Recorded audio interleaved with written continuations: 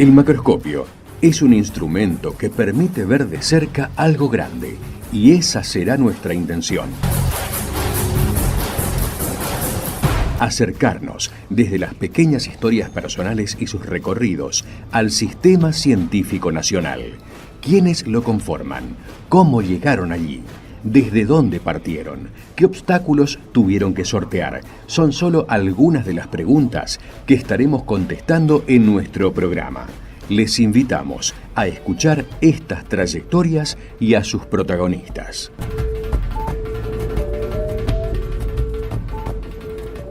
Buenas tardes, estamos aquí en Macroscopio como todos los lunes.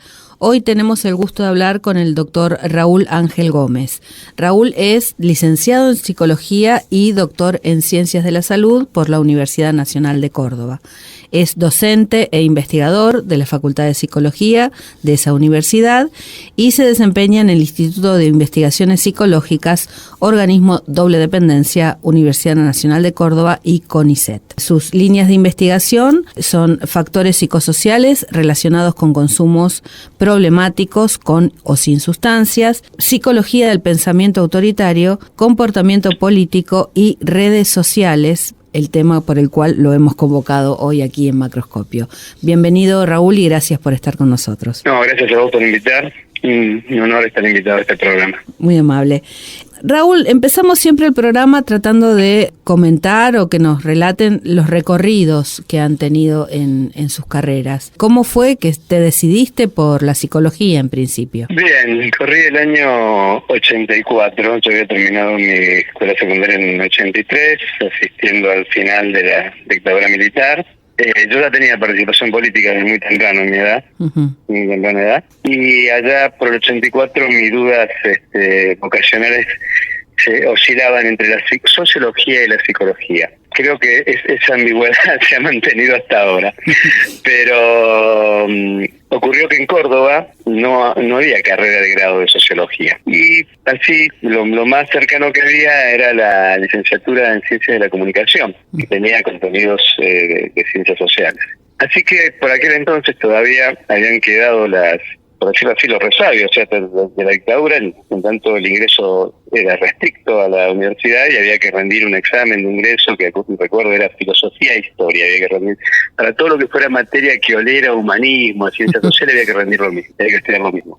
Bueno, entonces como era lo mismo, yo empecé el cursillo en psicología, que entraban 80 personas en ese momento, el cupo, era restricto un cupo, y para ciencias de la comunicación. Así, en esa ambigüedad que te digo, y sucedió algo contradictorio, paradójico.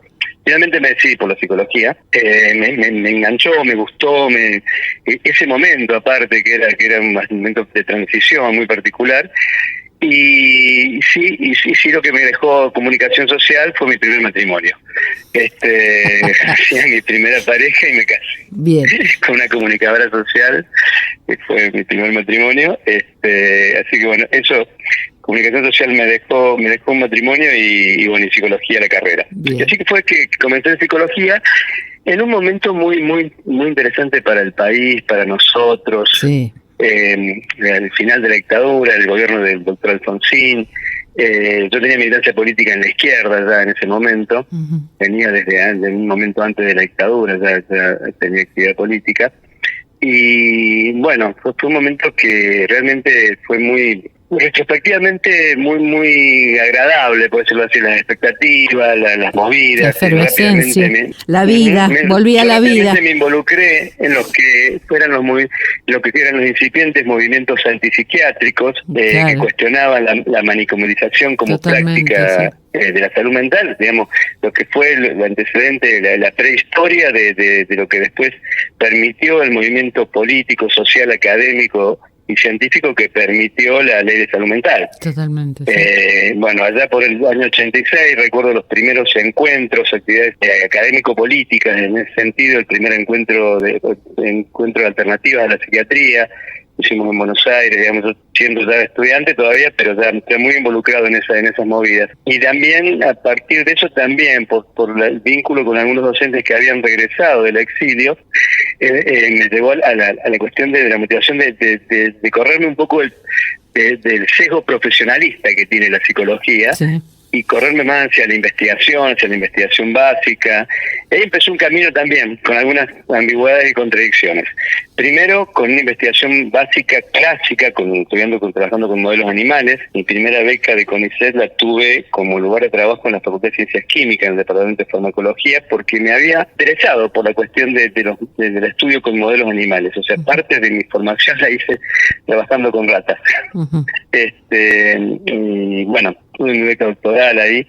Y bueno, ahí comenzó también una ida y venida entre la investigación básica y un universo que se empezó a abrir por el vínculo con sanitaristas, que fue la epidemiología, que es lo que finalmente terminé haciendo, que fue investigación epidemiológica de consumos problemáticos, como definimos nosotros, que fue también todo un recorrido que empezó tratando de entender algo sobre los usos problemáticos de drogas desde la farmacología y llegando a los determinantes psicosociales de ese tipo de comportamiento. Uh-huh. Y bueno, así, y eso fue lo que me dediqué durante gran parte del tiempo hasta entrado la segunda década del 2000, donde apareció una preocupación por fenómenos más políticos, sociales. Yo estoy en un instituto de investigación que tiene una tradición muy fuerte en psicología política, está dirigido por la doctora Grusino, que es una referente en psicología política. Y bueno, eso en el intercambio cotidiano, las charlas, y allá por 2014, 2015,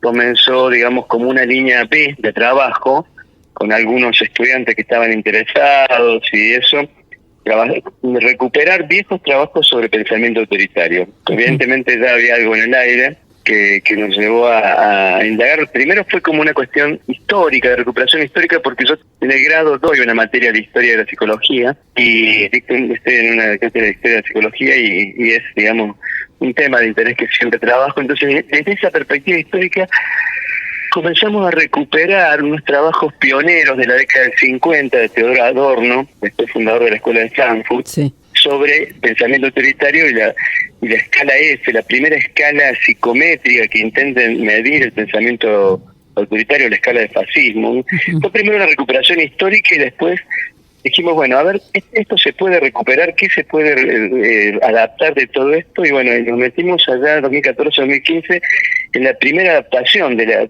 la escala F y la aplicación en población universitaria, empezar a medir el pensamiento autoritario y cruzarlo con otras variables que estaban en juego ya desde ese momento. Uh-huh. Y ya, bueno, desde ahí, 2015 en adelante, fue esa línea B de trabajo fue creciendo, jóvenes que se sumaron a ese subgrupo, porque era como una sublínea, digamos.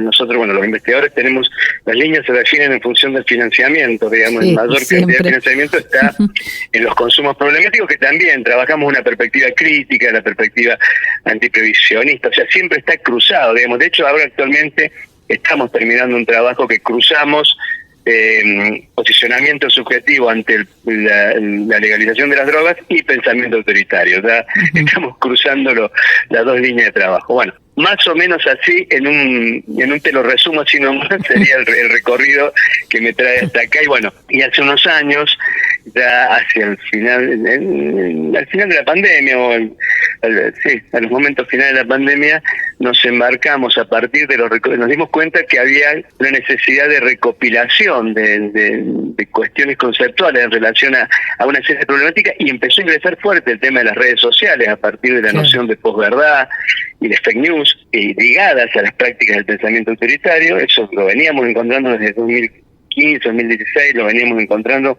Hay como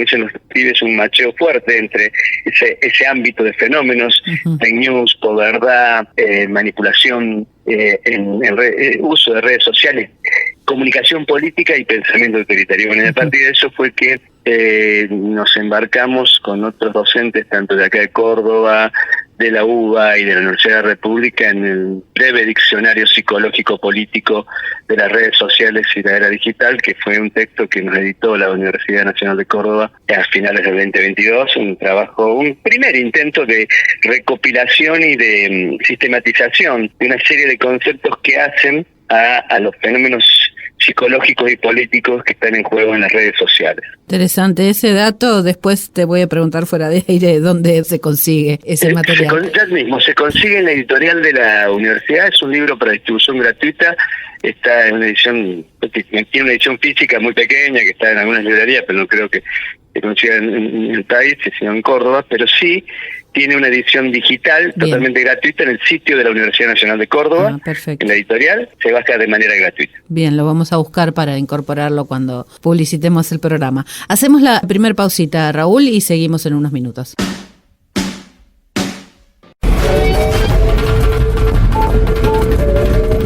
Macroscopio. Ver de cerca algo grande.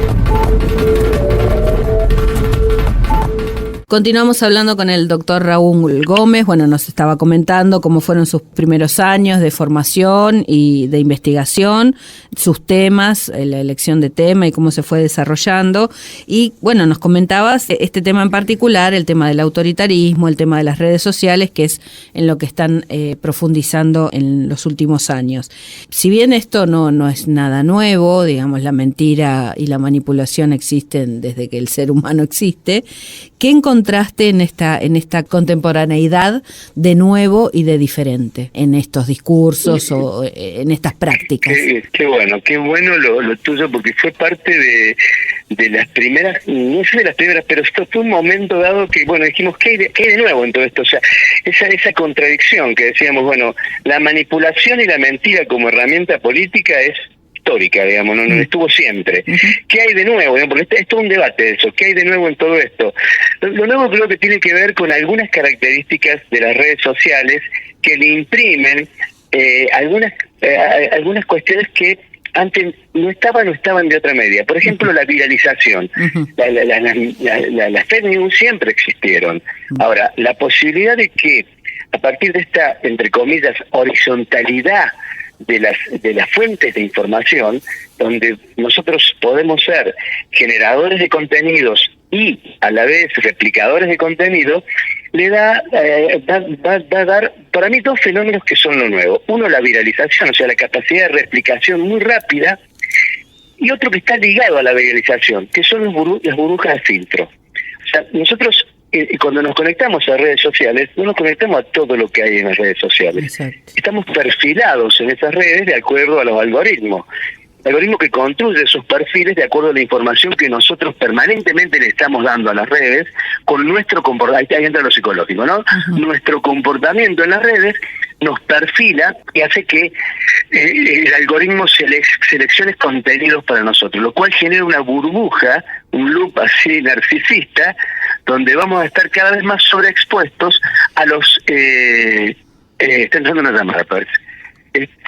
A los contenidos que coinciden con nuestras ideas, con nuestras creencias, produciéndose un reforzamiento de las ideas previas que van a ser cada vez más dadas por verdaderas, por ciertas, porque vamos a estar cada vez más expuestos a eso. Entonces, ¿qué hay de nuevo? Viralización y hay más, pero me parece que esos son los dos que nosotros encontramos, y burbujas de filtro, o sea, es esas burbujas que vamos construyendo y donde nos vamos moviendo y se van moviendo, que generan microclimas culturales, políticos, ideológicos, y bueno, y una gran distorsión, por lo tanto, de la percepción de la realidad política y social, digamos. Me parece que eso lo nuevo, bueno, y después que está ligado a la viralización es la velocidad de la información. Claro. Con la velocidad que llega la información y la capacidad de llegar a cualquier lado de manera inmediata. Pero eso es parte de la viralización. Después hay otras cosas que tienen que ver con cómo las redes sociales imprimen también un estilo de comunicación que tiene que ver con sus características, o sea, nos moldean para comportarnos de una manera en una red social, Instagram, y de otra manera en otra red social, X, digamos, sí. Twitter. Esto también es nuevo porque entonces los contenidos adquieren formas diferentes según sea la red social. Y por ejemplo también está una que por ahí que por lo menos para mí todavía es bastante inexplorada, que es TikTok, pero que es dominante en lo que son los fenómenos políticos más actuales. Ahora, algo que dijiste que me parece muy interesante es esto de reforzar las creencias, ¿no? Antes la circulación se daba o la información se buscaba para nutrirse, para, valga la redundancia, informarse, para ratificar un hecho. Ahora parece que no, que es solamente afianzar lo que ya se cree que está impuesto o autoimpuesto, y lo otro no molesta, claro. no interesa, o se cierra, Porque se obtura. hay entre otros fenómenos que para nosotros no es propio directamente de las redes sociales, sino de el momento político actual mundial. Uh-huh. Y que creo que es lo que termina de cerrar este combo de búsqueda de no se busca información, se busca ratificar y reforzar la idea previa. Exacto. ¿Por qué? Porque estamos en el medio de una disputa, porque el otro fenómeno que se incorpora ya no es exclusivo de las redes sociales, sino que es el signo político ideológico del momento, que es la polarización. La polarización es lo que va ubicando esta suerte de tribalización que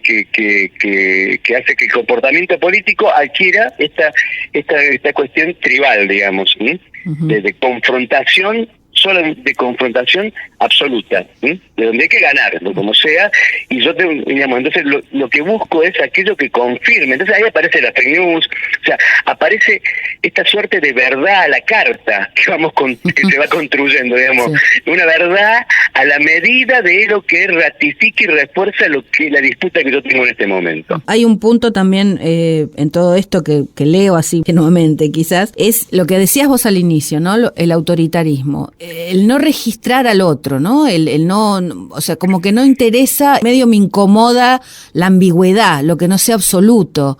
Lo que no por sea la polarización. Claro. Eso también es algo, es una marca muy de época, ¿no? Todo lo que sea diverso, todo lo que sea diverse molesta, ¿no? No hay una amplitud. Obviamente, si es un pensamiento o hay una práctica autoritaria, no puede haber una bienvenida a la diferencia. Sí, porque recordemos que los autores, digamos, con más consenso actualmente sobre el autoritarismo reconocen con tres conglomerados actitudinales que hacen al autoritarismo. Uno es la sumisión autoritaria, el otro es la agresión autoritaria y el otro es la agresión al convencionalismo. Uh-huh. Entonces, en la sumisión autoritaria hay una agresión masiva, digamos, que impide cualquier matiz, o sea, cualquier ambigüedad es de alguna manera registrada como amenazante, y ahí aparece la agresión autoritaria. Eso es la amenaza, esa es la palabrita. Uh-huh. Sí, es vivenciado como amenazante. Entonces, por eso la respuesta es tan virulenta, digamos, es tan de agresividad, porque hay una vivencia de que cualquier cuestión que se desvíe un poco de lo que yo considero, digamos, absoluto, como totalmente legitimado y absoluto, es una amenaza a esa legitimidad. Entonces se produce un fenómeno que los psicólogos llamamos sesgo confirmatorio. Yo voy a buscar información que me vaya confirmando lo que yo pienso para reafirmarme, porque necesito reafirmar, porque aparte como estoy en una disputa, la polarización produce ese efecto, no se duda. No puedo dudar. Claro. Hubo un político de derechas argentino que provenía de instancia golpista que decía: la duda es la jactancia de los intelectuales. Sí, no sé si lo recordás. Sí. ¿Cómo olvidarlo? Un referente del pensamiento de derecha. Y expresaba claramente algo que hoy día, o sea, lo que tenemos hoy día es una masificación inusitada de todo esto, pero esos núcleos de pensamiento y de esquemas cognitivos autoritarios son, digamos, lo que nosotros vemos que son los mismos que Adorno descubrió en 1950 cuando hizo el primer estudio sobre autoritarismo. Digamos, encontramos más o menos lo mismo, digamos, las lógicas, los esquemas de pensamiento y la rigidez en relación a eso, esto rígido, esto imposible de poder flexibilizarse para poder, digamos, contemplar la posibilidad del otro y de que el otro tenga razón y que yo esté equivocado. Es algo que hace al pensamiento autoritario. Lo que lo tenemos ahora es, ¿qué es lo nuevo? El escenario, las redes sociales con estas características: viralización y filtros de burbuja, digamos, microclimas muy desarrollados, digamos. Y eso a la vez se combina, se potencia con el fenómeno político de la polarización. Y ahí tenemos elementos de casi una tormenta perfecta. Ay, ahora describiremos la tormenta perfecta. Vamos a otra pausita para escuchar un tema musical y volvemos.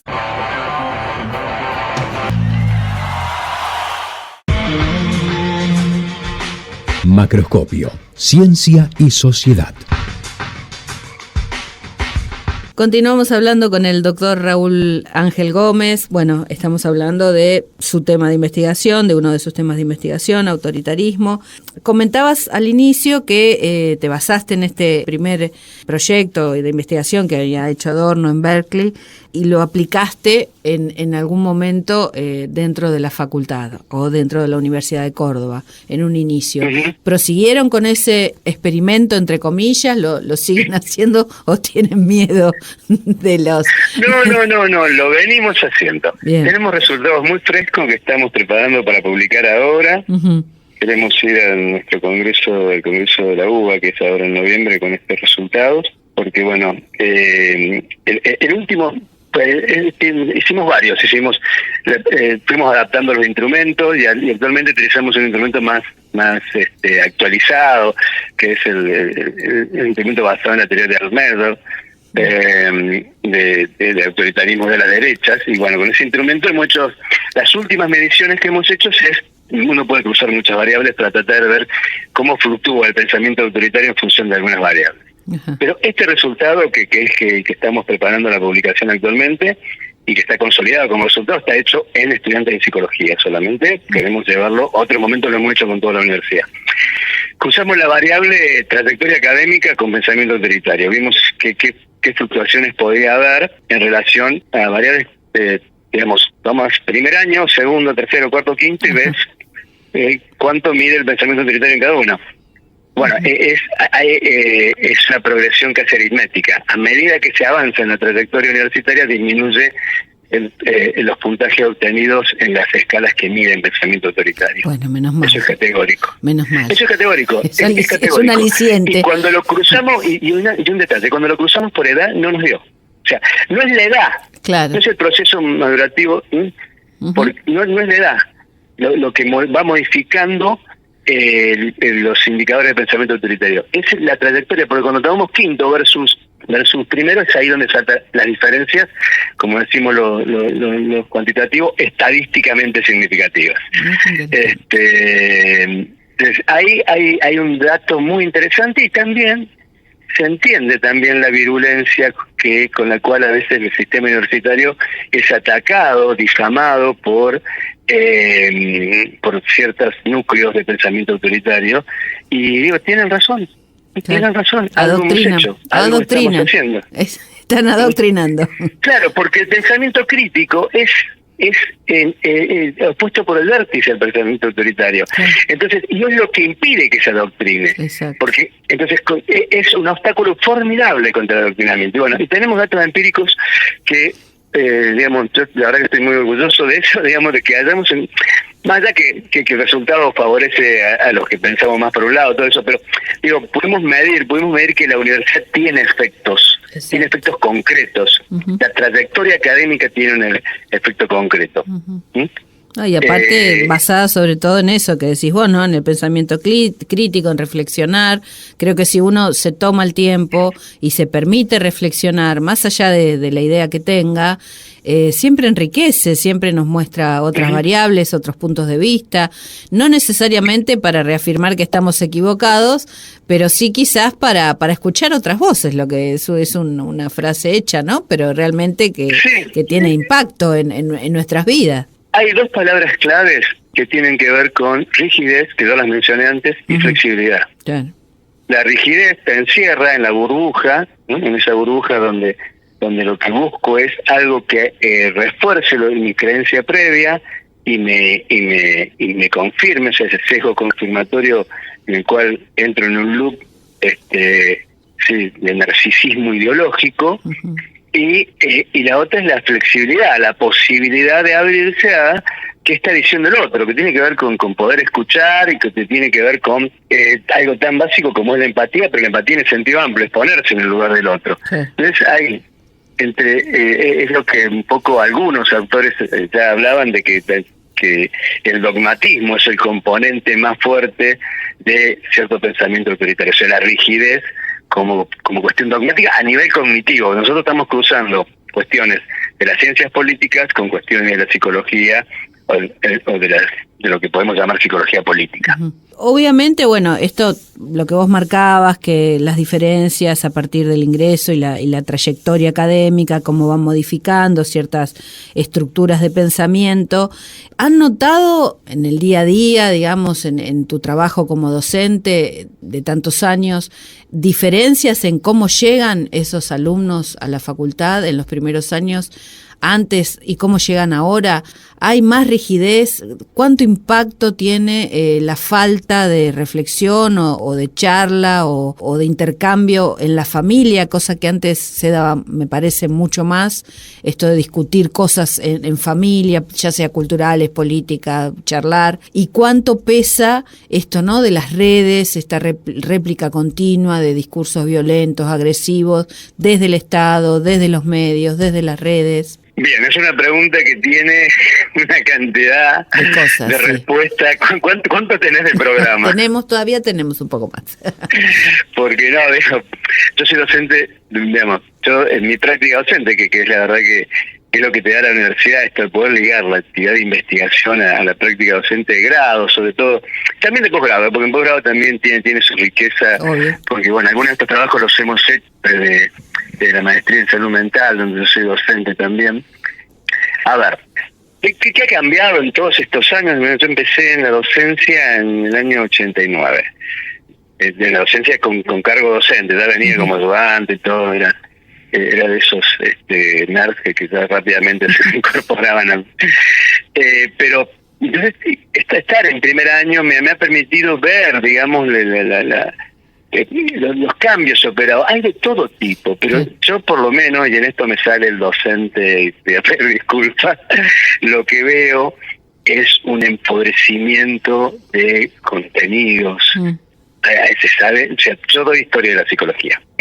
Una materia que me encanta, que si bien nunca estuve ligado a nivel de investigación mucho, si bien este tema que estamos hablando hoy día surgió como un interés histórico, pero yo soy más bien docente de historia de la psicología que investigador de historia de la psicología, ¿se entiende? Investigo otras cosas, pero porque realmente los docentes de historia de psicología decimos siempre que el primer cuatrimestre lo usamos para tratar de justificar de por qué tienen que estudiar historia. O sea, es muy duro, porque a alguien que viene a ser psicóloga le tenés que decir, no, pero tenés que saber la historia. Es decir, que ¿por qué? Bueno, ahora, cuando vos tratás de transmitir la historia de la psicología, que es la historia de una disciplina, de una práctica, de una profesión, de una ciencia, contás con un presupuesto que es el conocimiento de la historia universal o la historia del país. Ahí es donde yo encuentro una caída brutal. Brutal a nivel información, o sea, no digamos, hoy día, digamos, el artilugio más importante que tengo es una línea de tiempo me la paso el primer cuatrimestre explicando la línea del tiempo para explicar el siglo XX y poder ahí empezar a meter algunas cuestiones de la psicología. Eso es lo que yo encuentro, lo primero, quizás, y en esto, insisto, hablo como docente preocupado por su materia, pero creo que eso tiene efectos. Creo que el desconocimiento es el terreno fértil para que alguien pueda decir barbaridades como fuimos potencia mundial y que nadie lo retruque. Masa crítica, volvemos al pensamiento crítico para decir, no, está diciendo una barbaridad. Señor. Sí.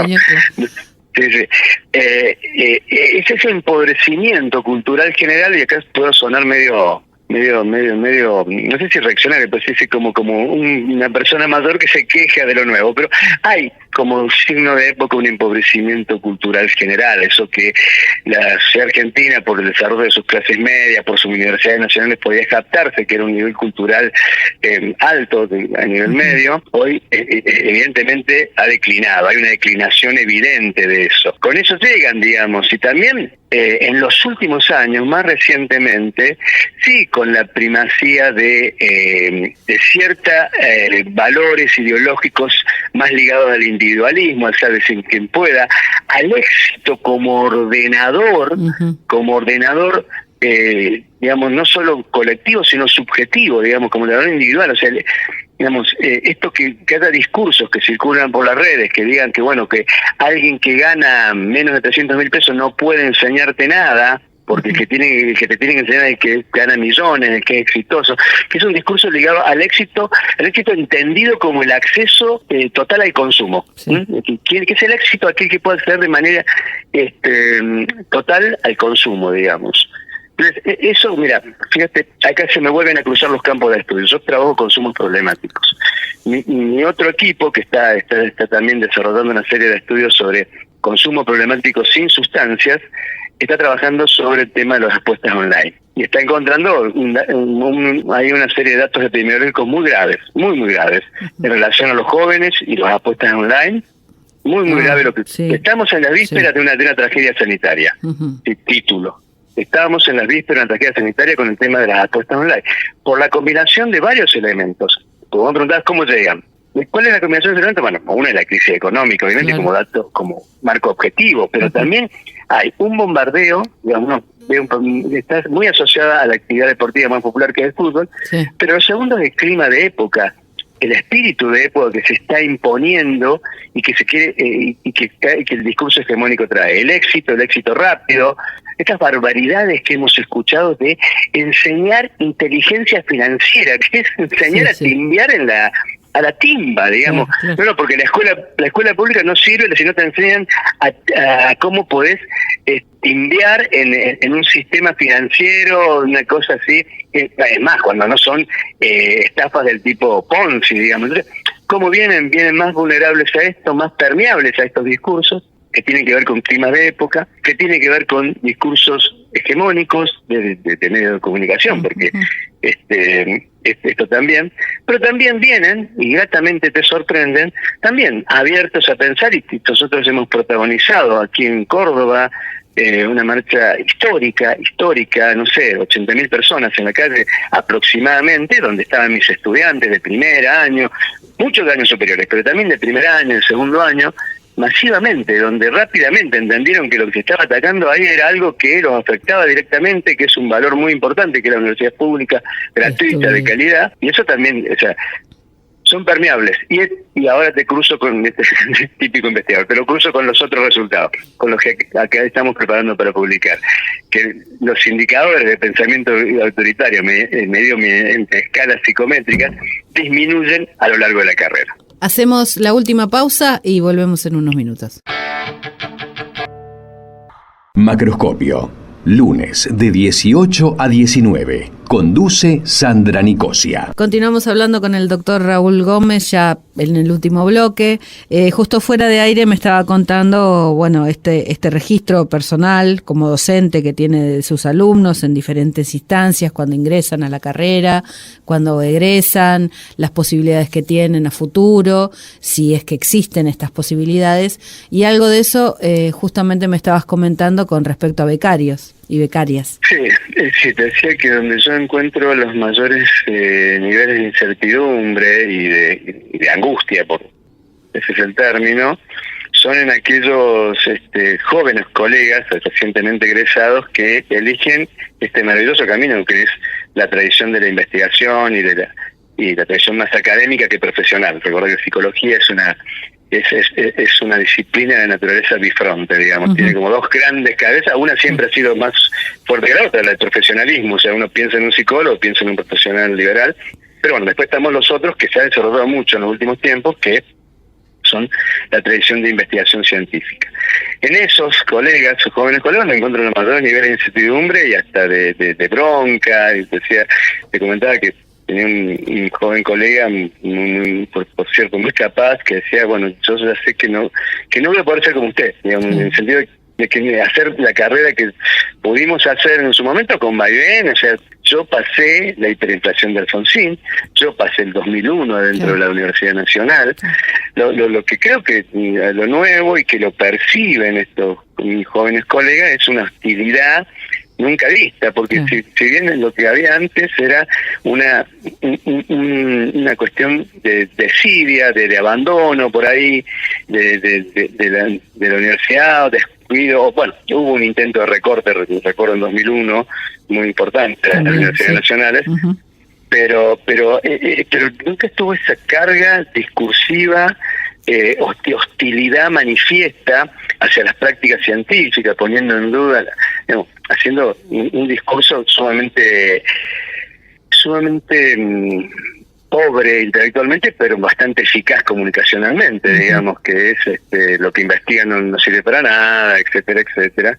Y eso en los jóvenes que están iniciando su carrera, son becarios de iniciación o de doctorado, es donde encontrás también el mayor malestar en relación a eso. También son, y yo lo veo aquí en el instituto, también son los que también están empujando para organizarse, para resistir a eso. También veo ahí que la contracara de ese malestar, esa angustia que por ahí viven es su fuerza. O sea, bueno, no va a ser tan fácil, nos vamos a organizar, qué sé yo, eso también ocurre. Y bueno, y hace poco hicimos una serie de ferias de ciencias como para mostrar la ciencia, y la verdad que se la pusieron al hombro los pibes. Se la pusieron al hombro los pibes y fue maravilloso, y que la gente pudo ver y venir y ver qué investigaciones hacemos, y bueno, y contrarrestar un poco en una pelea muy desigual, obviamente, estos discursos de pseudo pragmatismo, si es útil o no útil lo que la investigación científica hace en este país. Sí, la verdad que los becarios siempre son los más golpeados, pero bueno, hablábamos en otras entrevistas también, lo que se plantea es una vida, ¿no? Porque uno ha decidido, como vos contabas, ¿no? Cómo decidiste formarte, por qué te dedicaste a la investigación, cómo planificaste tu vida, tu docencia, no es algo que se termina en 5 años de beca o que empieza con una beca, digamos. Uno ya tiene una expectativa que, bueno, que se trunca lamentablemente, y se truncan carreras de gente muy valiosa, de chicos y chicas con muchas apetencias, con ganas de investigar, con ganas de estudiar, de aprender, de devolverle a la comunidad algo de lo que tuvo en la universidad, y tratar de observar la sociedad de otra manera, de dar alguna lectura, de solución, no sé, digamos, es muy triste que pase esto, junto a todo lo otro que está pasando, que bueno, no es casual, ¿no? Son momentos personalmente lo caracterizo como mucha...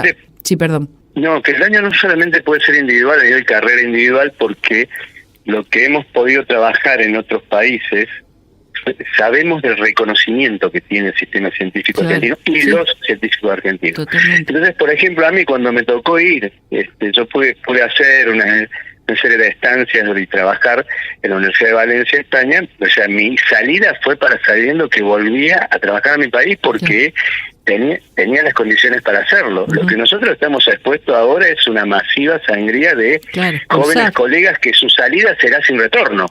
Nuestras salidas, por suerte, y a pesar de estos vaivenes que te contaba, hiperinflación, 2001, fueron sabiendo que nos formábamos, hacíamos trabajo de colaboración, publicábamos, establecíamos lazos que después nos permitían seguir trabajando, volvíamos a trabajar a nuestro país con ese capital acumulado, y eso fue una de las claves, ¿no?, del enriquecimiento del sistema científico argentino, digamos, porque son científicos muy bien recibidos en el exterior, que cuando regresan también traen ese capital cognitivo, técnico, etcétera, etcétera, que hoy estamos expuestos a que eso no suceda, porque la única salida va a ser no volver, digamos, a un sistema que está, como te dije, recibiendo una hostilidad permanente, discursiva, económica, todo el tiempo. Entonces, lo que vemos como grave, que también vemos estos jóvenes que, como decimos, planifican su vida, porque la elección de las vocaciones científicas realmente es una elección de vida, y compleja, y con una serie de cuestiones que por ahí es difícil de transmitir haciendo una entrevista. Pero esos jóvenes, que si alguno puede, digamos, continuar en el exterior, sepamos que esa continuidad en el exterior no va a ser como fue para muchos de nosotros, que pudimos regresar al sistema científico argentino y traer con nosotros, digamos, todo lo anterior y lo propio de esa experiencia. Hoy vamos a seguir a la famosa fuga de cerebros que, ojo, ya hemos vivido en otros momentos. Ya pasó. Tampoco en esto hay algo de nuevo. En esto hay algo de nuevo, digamos, que, digamos, yo te digo, una de las ficciones mías de la historia de la psicología y la historia de la actividad universitaria académica está marcada por el evento que se llama Noche de los Bastones Largos, en 1967, y la migración masiva de investigadores, sobre todo de las áreas de ciencias, en ese momento de ciencias naturales, pero que fue un golpe brutal a la ciencia argentina. Y también el proceso de los 90 con Menem, particularmente, bueno, en el CONICET y otra vez, la cantidad de gente, y de eso tampoco nos levantamos. Sí, pero hubo algunos planes que podemos ser más o menos críticos de su alcance y todo eso, pero nosotros aquí nos permitió repatriar a colegas. Sí, después, que digamos que eso sería impensable hoy día, por ejemplo. Sí. Después, yo sé que yo también lo he sido crítico de los alcances de esos planes de repatriación, pero existieron, estuvieron. Había una posibilidad. Para nosotros acá es concreto, tenemos así 2, 3, 4 colegas que volvieron en esas condiciones y pudimos recuperarlos, digamos. O sea, hubo una política de Estado después, por supuesto que yo sé que recibió críticas, pero hubo una política de Estado, digamos, pues se la puede mejorar. Cuando no la hay, no se la puede mejorar. No, obviamente. ¿Cómo, ya para finalizar, porque nos quedan pocos minutitos, cómo volvemos a lo bueno, digamos? Si es que no digo a lo anterior para no ser, como decías, vieja, que todo lo pasado fue mejor, porque no es así, pero ¿hay alguna manera, algún equilibrio no de evitar estos discursos, pero sí tratar de posicionarse de otra manera, de tener una apertura mental para escuchar otras cosas, de darle al otro la palabra, de permitirle disentir, de respetar esa disidencia? ¿Existe una posibilidad inmediata? Yo soy no sé si inmediata, yo soy sumamente optimista. Necesitamos optimistas. Ya es una característica mía, pero también yo tengo un dicho que siempre acá en el instituto repito, que uno, lo digo en relación a las prácticas científicas, digo, si uno es generoso, siempre va a ganar, siempre va a recibir, y digo, lo mío no es mística, es estadística. Bien.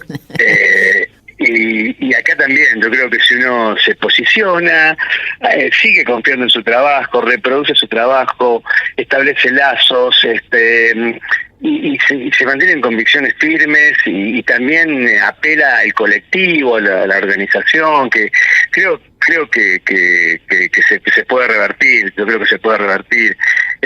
De nuevo, miremos la historia, las cosas que nuestro pueblo, nuestro país ha atravesado, y creo que en ese sentido también no es mística, es estadística, las probabilidades son altas, aunque hoy día estemos en lo más oscuro de la noche.